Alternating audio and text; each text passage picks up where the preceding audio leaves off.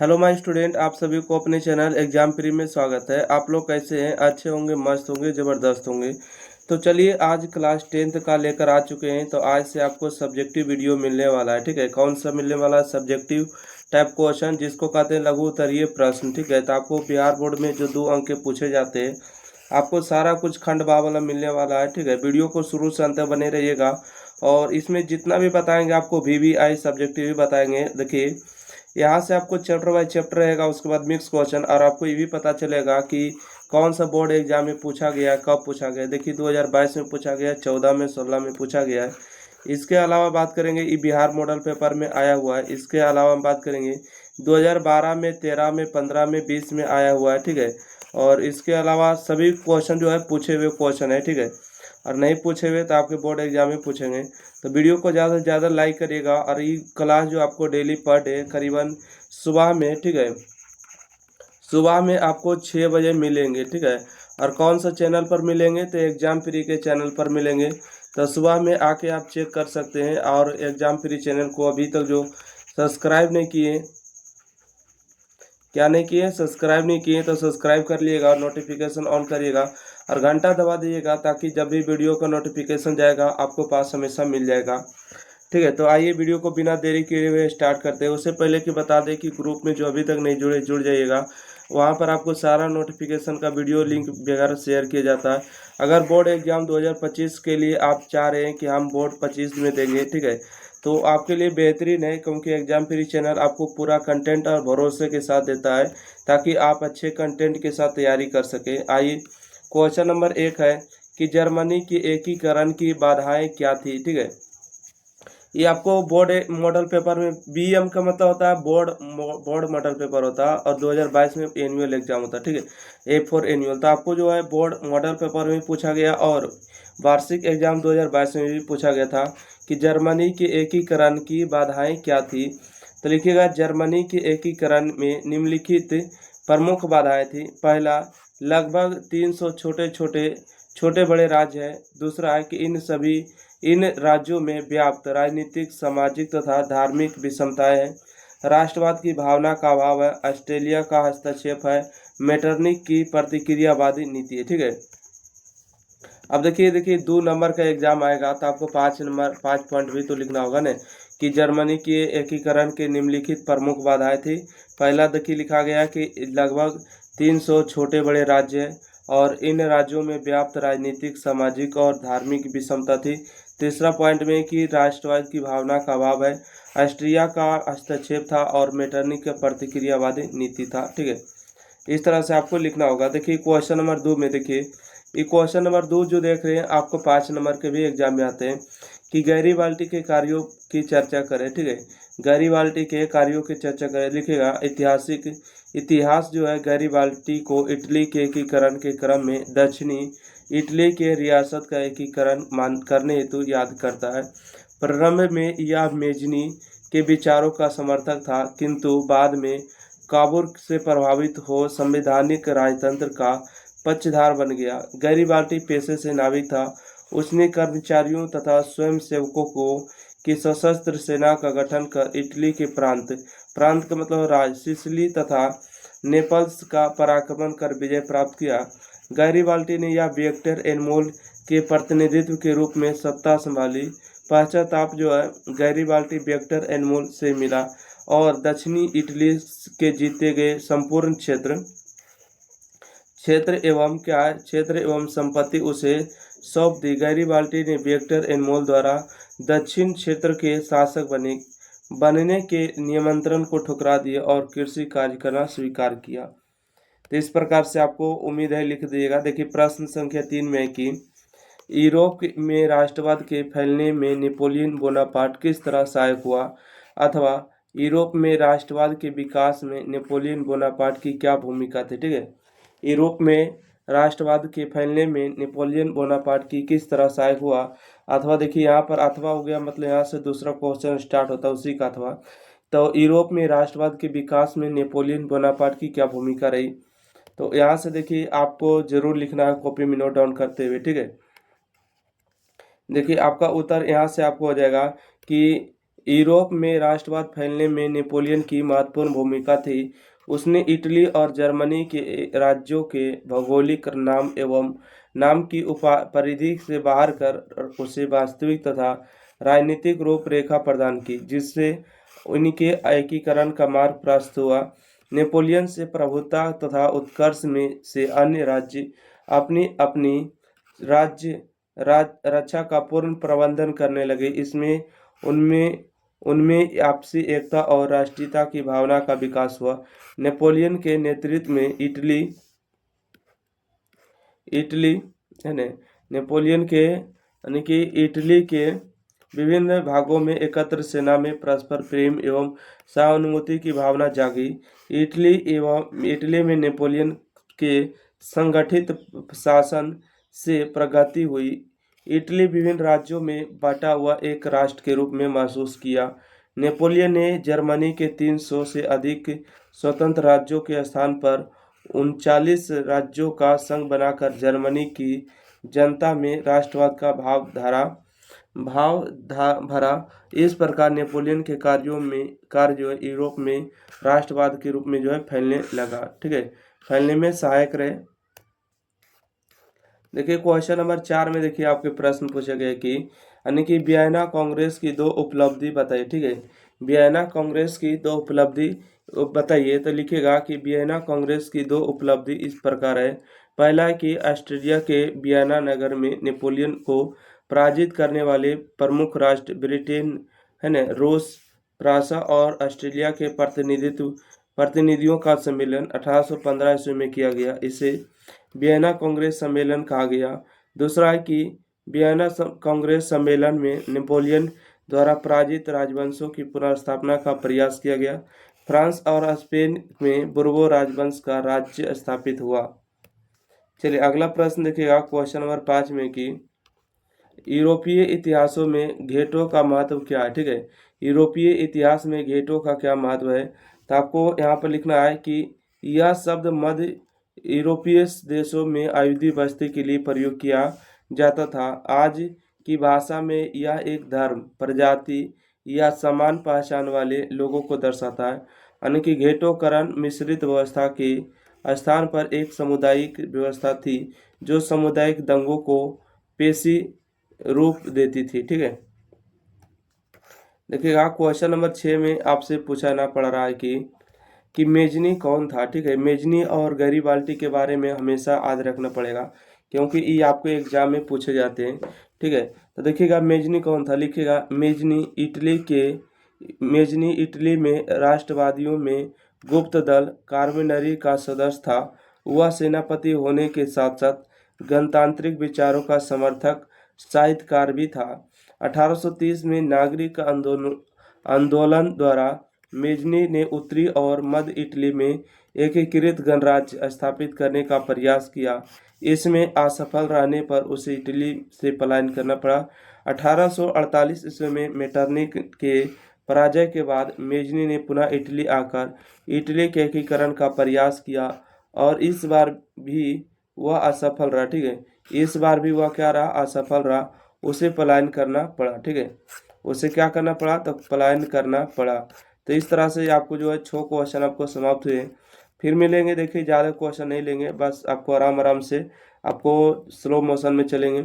Video अच्छा लगे, समझ में आ गए, आपको VVI आपको सब्जेक्टिव क्वेश्चन जो देने जा रहे हैं उनके लिए महत्वपूर्ण होने वाला है। ठीक है, क्योंकि यह एक अपडेटेड क्वेश्चन है। आइए क्वेश्चन नंबर देखिए 7 में है कि राष्ट्रवाद क्या है। ठीक है, राष्ट्रवाद क्या है, तो लिखिएगा राष्ट्रवाद किसी विशेष भौगोलिक, सांस्कृतिक या सामाजिक परिवेश में रहने वाले लोगों के बीच व्याप्त एक भावना है जो उनमें परस्पर प्रेम और एकता को स्थापित करता है। यह भावना आधुनिक विश्व में राजनीतिक पुनः जागरण का परिणाम है। एक बार दोबारा रिपीट करके आप लोग पढ़िएगा। ठीक है,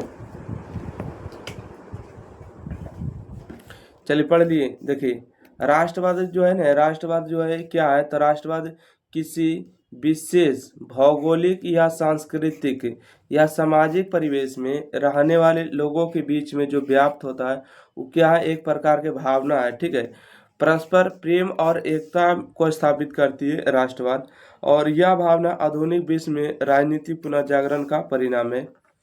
चलिए क्वेश्चन नंबर देखिएगा 2 नंबर, ठीक है। क्वेश्चन नंबर 2 है कि मेटरनिक युग क्या है, ठीक है। मेटरनिक युग क्या है, तो उत्तर में लिखिएगा ऑस्ट्रिया के चांसलर के रूप में मेटरनिक ने 1815 ईस्वी से 1848 ईस्वी तक शासन किया। शासनकाल के दौरान उसने यूरोप की राजनीतिक में इतनी प्रमुख भूमिका निभाई कि इस काल अवधि की मेटरनिक युग कहा जाता है, ठीक है। ये बहुत बार आपके एग्जाम में पूछे जाते हैं। चलिए अगला प्रश्न है, क्वेश्चन नंबर देखिएगा। कहते हैं कि फ्रांस की जुलाई 1830 की क्रांति का फ्रांस की शासन व्यवस्था पर क्या प्रभाव पड़ा, ठीक है। फ्रांस की जो जुलाई 1830 की क्रांति है, या तो आपको ऐसे भी पूछता है कि 1830 की क्रांति, ठीक है। तो फ्रांस की जुलाई 1830 की क्रांति फ्रांस की शासन व्यवस्था पर क्या प्रभाव पड़ाता है, तो उत्तर में लिखिएगा कि चार्ल्स दशम के प्रतिक्रियावादी शासक अंत हो गया, और दूसरा कि बुर्बो वंश के स्थान पर यानी कि एलियस वंश को सत्ता सौंपी गई। तीसरा कि इस वंश के शासक ने उदारवादियों तथा पत्रकारों के समर्थन से सत्ता हासिल की, अतः उन्हें जो है तरजीह दी, ठीक है, तरजीह दी, राहत दिया। अगला प्रश्न है, क्वेश्चन नंबर 10 है, इटली जर्मनी एकीकरण में ऑस्ट्रेलिया की क्या भूमिका थी, ठीक है। देखिए बहुत बार आपके एग्जाम में पूछे गए 2012, 13, 15, 20 है ना। तो इटली जर्मनी के एकीकरण में ऑस्ट्रिया की क्या भूमिका थी, तो उत्तर में लिखिएगा कि इटली जर्मनी के एकीकरण में ऑस्ट्रेलिया की प्रमुख बाधा थी। इसके एकीकरण के पीछे मूलतः राष्ट्रवादी भावना थी, और ऑस्ट्रेलिया का चांसलर मेटरनिक जो था घोर प्रतिक्रियावादी था। उसने इटली तथा जर्मनी में एकीकरण हेतु होने वाले सभी आंदोलन अथवा प्रयास को दबाया है। मेटरनिक की दमनकारी नीति के प्रतिक्रिया स्वरूप इटली तथा जर्मनी की जनता में राष्ट्रवाद की भावना बढ़ते जाने के बाद ऑस्ट्रेलिया में मेटरनिक के पतन के बाद इटली तथा जर्मनी के लोगों ने एकीकरण के मार्ग का सबसे बड़ा बाधा समाप्त हुआ देखा। पुनः भारी उत्साह के साथ एकीकरण का प्रयास किया, अंततः क्या हो गई, सफल हो पाई। चलिए अगला प्रश्न देखिएगा, क्वेश्चन नंबर 11 में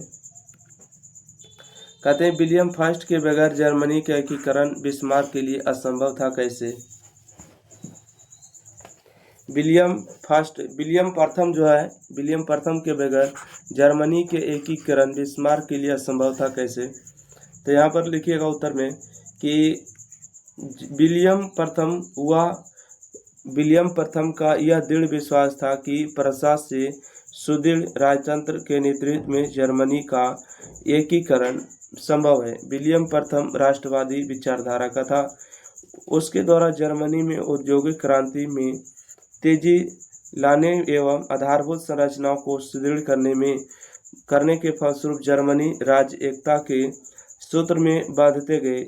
जर्मनी के एकीकरण के मार्ग में बाधक बना ऑस्ट्रेलिया से मुकाबला हेतु सुदृढ़ सैन्य शक्ति की आवश्यकता थी, जिसके लिए विलियम प्रथम को हमेशा तत्पर रहा। विलियम प्रथम ने एकीकरण के उद्देश्य को ध्यान में रखकर अपने को प्रशासन हेतु योग्य व्यक्तियों का चयन किया था। इस क्रम में उसने महान कूटनीतिज्ञ बिस्मार्क को अपना चांसलर नियुक्त किया। विलियम प्रथम ही वह व्यक्ति था जिसने बिस्मार्क को जर्मनी के एकीकरण जैसे महत्वपूर्ण कार्य करने का अवसर प्रदान किया तथा हर कदम पर उसने समर्थन भी दिया, अन्यथा बिस्मार्क के लिए यह उपलब्धि हासिल कर पाना असंभव था। देखिए अगला प्रश्न देखिए कितना आपको VVI इंपॉर्टेंट प्रश्न है कि 2014 में, 2019 में, 2022 में, 2024 में भी आपके एग्जाम में पूछा गया, ठीक है। और यही क्वेश्चन को जो है पूछने का थोड़ा सा तरीका भी अलग हो जाता है, और इस तरह के भी पूछते थे। देखिए अथवा करके 1830 की फ्रांसीसी क्रांति के मुख्य 3 कारण को लेकर 2012-22 में पूछे गए, समझ रहे हैं। 2013 में पूछा, 2014 में, 19 में, 20 में, 22 में, 24 में, तो क्यों नहीं आपके एग्जाम में पूछ सकता है, ठीक है। आइए यहाँ पर बात करते हैं कि 1848 के फ्रांसीसी क्रांति के क्या कारण थे, अथवा 1848 की फ्रांसीसी क्रांति के मुख्य 3 कारणों का उल्लेख करें। तो यहाँ पर देखिए आपको उत्तर में होगा कि फ्रांस में जुलाई 1830 की क्रांति के तत्पश्चात आर्लियस वंश के लुई फिलिप्स ने उदारवादियों, पत्रकारों तथा पेरिस की जनता के समर्थन से सत्ता प्राप्त की। राजा बनने के बाद लुई फिलिप्स ने मताधिकार को मध्यम वर्ग तक तो पहुंचा दिया, किंतु साधारण जनता को कोई लाभ नहीं मिला। और जब कोई लाभ नहीं मिला तो आपको पता होगा कि लुई फिलिप्स समाज के विभिन्न वर्ग, समाजवादी हो गया, गणतंत्रवादी हो गया, निरंकुशवादी हो गया आदि, सभी को संतुष्ट करने की कोशिश में किसी को भी संतुष्ट नहीं कर सका और लुई फिलिप्स की नीतियां उदारवादी की ओर यानी कि अग्रसर थी, किंतु वह स्वयं ऐसा नहीं था। उसने समाजवादियों के खिलाफ पूंजीपतियों का पक्ष लिया। गणतंत्र के प्रति उसकी प्रतिक्रिया नीति तथा दमनात्मक कार्यों ने 1848 की क्रांति को जन्म दिया। ठीक है, इस तरह से आपको समाप्त होते हैं। चलिए, तो इस वीडियो में जो है क्वेश्चन नंबर 12 तक ही रहने देंगे, फिर मिल देंगे अगले वीडियो में। जब तक के लिए जो अभी तक वीडियो को लाइक नहीं की, शेयर करिए, लाइक करिए, चैनल सब्सक्राइब करिए। और व्हाट्सएप में जुड़ने के लिए देखिए यहाँ पर नंबर 65 दिए गए, इस पर जुड़ सकते हैं 90 65 71 94 40। ठीक है, तो आप लोग ज़्यादा से ज़्यादा प्रयास करिए, शेयर करिए, लाइक करिए, चैनल को सब्सक्राइब करिए, सपोर्ट करिए। तो आपको कंप्लीट आपको वीडियो एग्जाम फ्री के चैनल पर मिल रहा है डेली सुबह के 6 बजे। ठीक है, करिए। क्वेश्चन नंबर 1 है कि नई आर्थिक नीति मार्क्सवादी सिद्धांतों के साथ समझौता थी कैसे। ठीक है, नई आर्थिक नीति मार्क्सवादी सिद्धांतों के साथ समझौता थी कैसे। तो उत्तर में देखिए यहाँ पर लिखेगा कि नई आर्थिक नीति से में कुछ बातें ऐसी थी जो समाजवाद से दूर तथा पूंजीवाद के निकट थी। जैसे किसान अपने अधिशेष उत्पाद का मनचाहा इस्तेमाल कर सकता था। दूसरा है कि केवल सिद्धांत जमीन राज्य की थी, जो व्यवहार्यता किसान की होगी। दूसरा, 20 से कम कर्मचारी वाले उद्योग को व्यक्तिगत रूप से चलाने का अधिकार मिला। अगला है कि उद्योगों का विकेंद्रीकरण कर दिया गया और निर्णय और क्रियान्वयन के बारे में काफ़ी छूट दी गई और विदेशी पूंजी भी सीमित तौर पर आमंत्रित की गई। व्यक्तिगत संपत्ति की मान्यता मिली। ठीक है, यहाँ से देखिए आपको अगर नहीं समझ में आया तो हम आपको बता देते हैं कि नई आर्थिक नीति और नई आर्थिक नीति क्या था।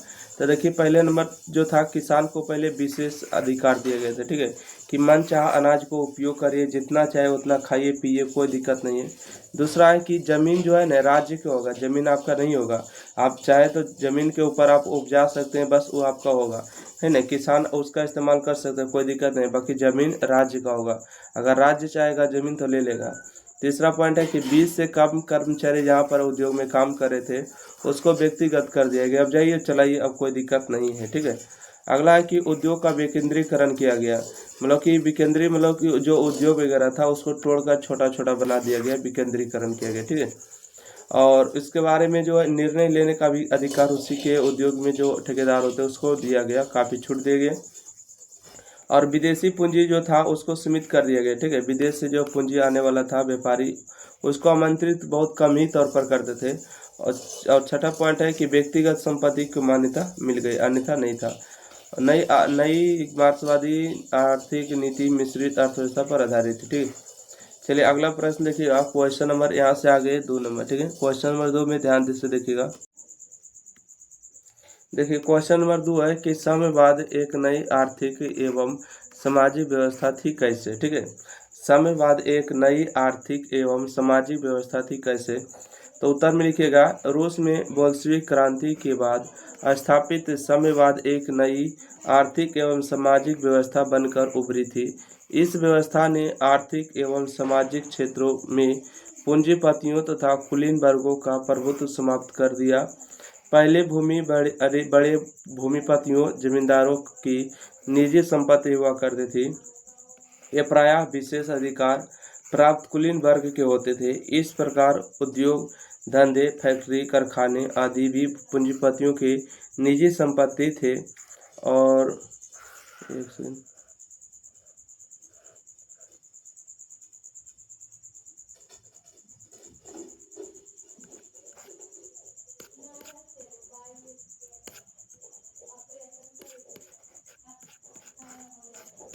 अच्छा हाँ, यहाँ पर आ गए थे ना।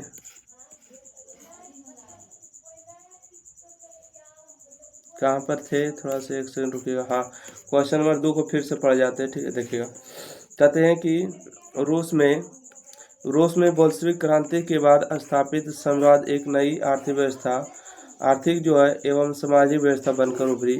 इस व्यवस्था ने आर्थिक एवं सामाजिक क्षेत्रों में पूंजीपतियों तथा कुलीन वर्गों का प्रभुत्व जो है समाप्त कर दिया। पहले जो है भूमि भाड़े पूंजीपतियों के जमींदारों की निजी संपत्ति हुआ करती थी। वे प्राय विशेष अधिकार प्राप्त कुलीन वर्ग के होते थे। इस प्रकार उद्योग धंधे, फैक्ट्री, कारखाना आदि भी पूंजीपतियों के निजी संपत्ति थे। इसके बाद कहते हैं कि भूमि, ठीक है, भूमि एवं उद्योग धंधे की निजी संपत्ति होने से इनकी आर्थिक स्थिति अच्छी, सामाजिक हैसियत उचित एवं तथा व्यक्तिगत जो जीवन विलासपूर्ण था। नई व्यवस्था में कृषि भूमि को राजकीय संपत्ति घोषित कर किसानों में बांट दी। किसानों को अतिरिक्त उत्पादन नियत दर पर राज्यों को सौंपनी होती थी। उद्योग धंधे का भी राष्ट्रीयकरण हो गया। उत्पादन तथा उपभोग की सभी वस्तुओं पर तथा विदेशी व्यापार पर राजकीय अधिकार हो गया और उद्योग धंधे तथा व्यापार के संचालन हेतु राजकीय तंत्र स्थापित हुए। इस प्रकार समन्वयवादी ने बिल्कुल नई आर्थिक एवं सामाजिक व्यवस्था स्थापित की। चलिए अगला प्रश्न है, क्वेश्चन नंबर देखिएगा 3 में कि रूसी क्रांति के किन्हीं 2 कारणों का वर्णन करें। ये देखिए आपको मोस्ट VVI है, इसको तो हम चाहेंगे कि आप आधी कर लीजिए, ठीक है। चाहे ना आपको जितना भी देर लगे, 1 घंटा 2 घंटा भी लगे तो चलेगा, क्योंकि देखिए 2013 में, 19 में, 18 में, उसके बाद आपको 23 में पूछा गया। 2024 में नहीं पूछा था, 25 में पूछेगा, ठीक है। तो 2025 में ये पक्का आपसे पूछेगा। तो देखिएगा आपका उत्तर हो जाएगा, रूसी क्रांति के 2 महत्वपूर्ण कारण निम्नलिखित थे। पहला हो गया कि रूस की निरंकुशता एवं अयोग्य शासन। 19वीं सदी के मध्य में राजतंत्र की शक्ति सीमित की जा चुकी थी। रूसी राजतंत्र अपना विशेष अधिकार छोड़ने को तैयार नहीं था। ज़ार निकोलस द्वितीय राजा के दैवी अधिकारों में विश्वास करता था, ठीक है, देवी देवता के अधिकारों में विश्वास करता था। ज़ार की अफसरशाही अस्थिर और नेतृत्व अकुशल थी। गलत सलाहकारों के कारण ज़ार की स्वेच्छाचारिता बढ़ती गई और जनता की स्थिति बाद से बदतर होती गई, मतलब खराब होती गई, है ना। दूसरा है कि कृषक के रूप में मजदूरों की स्थिति, ठीक है, कृषक के रूप में मजदूरों की दयनीय स्थिति। कहते हैं रूस की बहुसंख्यक जनता कृषक थी, मतलब किसानों पर खेती करके अपना जीवन यापन कर रहे थे, जो अपने छोटे छोटे खेतों पर पुराने ढंग से खेती करती थी। दयनीय आर्थिक स्थिति में भी वे करों के बोझ से दबे हुए थे। मजदूरों को कम मजदूरी में अधिक काम करना होता था और अपने मांगों के समर्थन में वे हड़ताल भी नहीं कर सकते थे। उन्हें अपने राजनीतिक अधिकार प्राप्त नहीं था, ठीक है, उनको जो है राजनीतिक अधिकार प्राप्त नहीं था और इस प्रकार रूस की जनता में बदहाली क्रांति का मुख्य कारण था, ठीक है, जो कि आप समझ सकते हैं। अगला प्रश्न है, क्वेश्चन नंबर देखिए 4 है। कहते हैं रूसीकरण की नीति क्रांति हेतु कहाँ तक उत्तरदायी थी, ठीक है। रूसीकरण की नीति क्रांति कहाँ तक उत्तरदायी थी, तो उत्तर में लिखिएगा, रूस की जनता में आयुदी, पोल, फिन, उज्बेक, ततर, कथक, है ना, कजक, आर्मेनियन, रूसी आदि जातियों के लोग थे। इनकी भाषा, रस्म, रिवाज आदि भिन्न भिन्न थे। रूसी बहुसंख्यक होने से सर्वाधिक प्रभावशाली एवं शासक बन गए थे। ज़ार अलेक्जेंडर प्रथम के समय से ही रूसीकरण की नीति अपनाई गई। एक जर एक धर्म का नारा था तथा सभी पर रूसी भाषा, शिक्षा एवं संस्कृति थोपने का कुर्पित प्रयास भी जारी था। गैर रूसी जनता का दमन किया गया, संपत्ति जब्त की गई और अमानुषिक अत्याचार किए गए, ठीक है, जो हो सके उससे ज़्यादा अत्याचार किए गए। ऐसी स्थिति में ज़र के प्रति विद्रोह होना स्वाभाविक ही था। उन्होंने भी ज़र के विरोध आंदोलन में सक्रिय रूप से भाग लिया। रूस के अनेक कारणों में रूसीकरण की नीति भी एक महत्वपूर्ण कारण थी, किंतु यह पहले से उपलब्ध एक कारण थी, न कि तत्कालिक कारण थी।